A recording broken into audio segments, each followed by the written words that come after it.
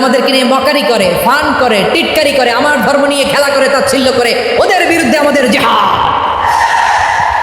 সাধারণ মুসলিম আমাদের শত্রু নয়। আপনি জানেন নিউ ইয়র্কে, আমি তো নিউ ইয়র্কে ছিলাম অনেকদিন, ওখানে ফিলিস্তিনিদের পক্ষে যখন আমরা মিছিল করেছি, অনেক ইহুদি আমাদের সাথে মিছিলে দাঁড়িয়েছে।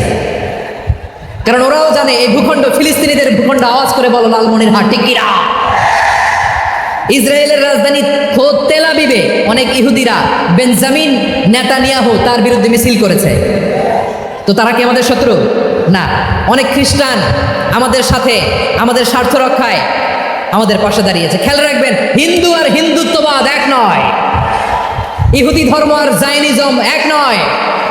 জায়নিজমের বিরুদ্ধে আমাদের সংগ্রাম, আমাদের জেহাদ। চিল্লায় বলেন ঠিক কিনা। এই যে ফিলিস্তিনের ভাইরা, তারা তাদের স্বাধীনতা সংগ্রামের জন্য লড়াই করছে, করে যাচ্ছে, আমরা এটাকে সমর্থন জানাই। চিল্লায় বলেন ঠিক কিনা।